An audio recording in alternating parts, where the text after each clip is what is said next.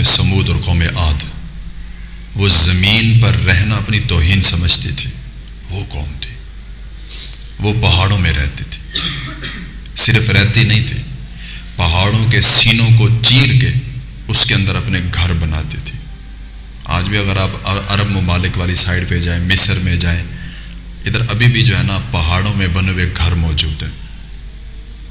اب خود سوچیں کہ ایک پتھر ہم سے نہیں رگڑا جاتا ہاتھ سے، ٹائم لگتا ہے، تو وہ پتھروں کے پہاڑوں کے سینوں کو چیر کے اس کے اندر اپنے گھر بناتے تھے. وہ قوم تھی، اتنا اللہ نے طاقت دے رکھی تھی. اور ہمارا بچہ جو ہے وہ 16 سال اوس عمر جو ہے 18 سال بالغ ہو جاتا ہے. ان کا بچہ جو ہے 1400 سال بعد جا کے بالغ ہوتا تھا. اتنا ان کی عمریں ہوتی تھی، اور قد ان کے ہماری سوچ سے بھی بالا تر. اتنا بڑے بڑے قد آور تھے، وہ بہت بڑے بڑے قد، اور اتنا طاقت تھی ان کے پاس کہ زمین و آسمان نے دیکھا ان کو. اور ہم نے تو کچھ بھی نہیں دیکھا، ہمارا تو دور کچھ بھی نہیں ہے. ہم دیکھیں نا، ہمارے پاس پیسے جو ہیں یہ کاغذ کے ہیں، سکے کے ہیں. ہمارے پاس سونے کی دھات ہے بس. اور سونا بھی کوئی بندہ سامنے لے کے نہیں پھرتا، سب نے چھپا کے اور بینک میں جمع کروا کے رکھا ہے. تو یہ تو ہمارا یہ والا دور ہے کہ ہمارے پاس پیسے جو ہیں وہ کاغذ کے ہیں. زمین و آسمان نے وہ دور بھی دیکھا ہے کہ جس میں پیسے جو ہے وہ سونے اور چاندی کے ہوا کرتے تھے. وہ دور زمین و آسمان نے دیکھا.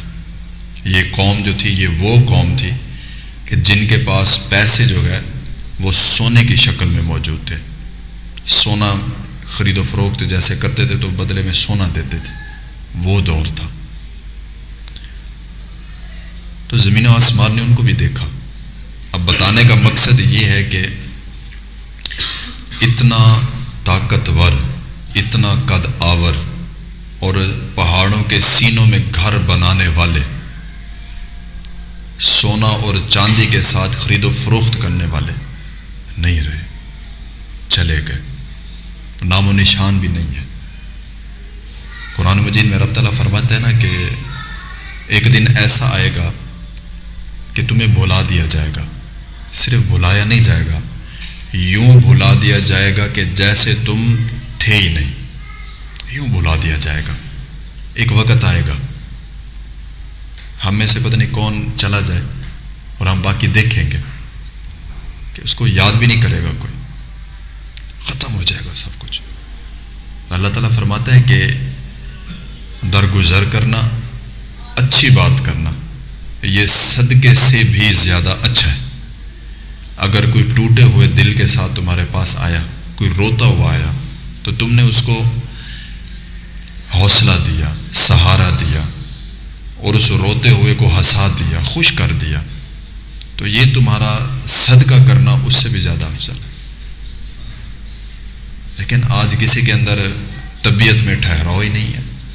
آج کسی کے پاس وہ جرأت ہی نہیں ہے، کسی کے اندر وہ حوصلہ ہی نہیں ہے کہ اگر کوئی بندہ آئے، وہ غلط بات کرے، وہ گالی دے اور ہم بدلے میں خاموش رہیں. یہ حوصلہ ہی نہیں ہے کسی کے اندر. حالانکہ رب تعالیٰ فرماتا ہے کہ جو صبر کرتا ہے نا، صبر جو برداشت کرتا ہے، ان اللہ مع الصابرین، اللہ تعالیٰ صبر کرنے والوں کے ساتھ ہے. اگر صبر کرنا اتنا آسان ہوتا نا تو بدلے میں رب تعالیٰ کی ذات نہ ملتی. صبر کرنا بڑا مشکل ہے، اور خاص کر اس وقت کہ جب ہمارے پاس اختیار بھی ہو، طاقت بھی ہو، ہم بدلہ بھی لے سکتے ہو، لیکن ہم نہ لیں. ہم کیا کریں؟ معاف کر دیں. ہم کیا کریں؟ صبر کریں. ہم کیا کریں؟ اس کو چھوڑ دیں کہ بھائی چاہ تو نے میرے ساتھ زیادتی کی، میں نے رب کی رضا کے لیے تجھے معاف کیا. تو یہ ایمان کا وہ درجہ ہے کہ جس پر انسان کامل مومن اور اکمل انسان بن جاتا ہے. اب دیکھیں، حضور پاک علیہ الصلاۃ والسلام سے بڑھ کر اس روح زمین پر کسی کے پاس بھی اختیار نہیں تھے. جتنا کریم آقا علیہ الصلوۃ والسلام کو اختیار دیے گئے اس سے زیادہ کسی کے پاس کوئی اختیار نہیں جتنا کریم آقا علیہ الصلوۃ والسلام کو دیے گئے۔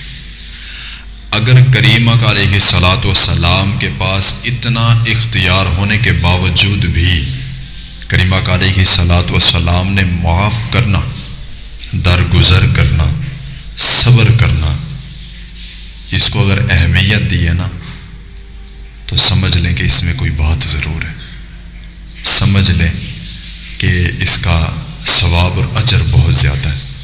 آواز کم کریں ابھی بھی، اندر کی مائک کی آواز کم کریں تھوڑی، تو اس کا اجر اور ثواب بہت زیادہ ہے اندر کی۔ تو جو بندہ معاف کرے گا، جو بندہ درگزر کرے گا، بس ٹھیک ہے، اس کو بدلے میں رب تعالیٰ کی ذات ملے گی۔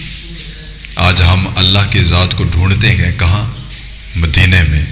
کہاں ڈھونڈتے ہیں؟ مکے میں۔ لیکن رب تعالیٰ پتہ کیا فرماتا ہے؟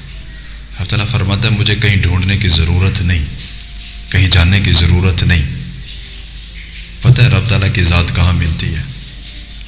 اللہ تعالیٰ فرماتا ہے حدیث مبارکہ کا مفہوم کریم آقا علیہ الصلوۃ والسلام نے بتایا کہ اگر رب کو ڈھونڈنا ہے نا، رب کو، تو ٹوٹے ہوئے دلوں میں ڈھونڈا کرو۔ جن کے دل لوگ توڑ دیتے ہیں نا، جن کو لوگ اذیتیں دیتے ہیں، رات دن رلاتے ہیں، کریم آقا علیہ الصلوۃ والسلام نے فرمایا کہ رب تعالیٰ ان ٹوٹے ہوئے دلوں میں ملتا ہے۔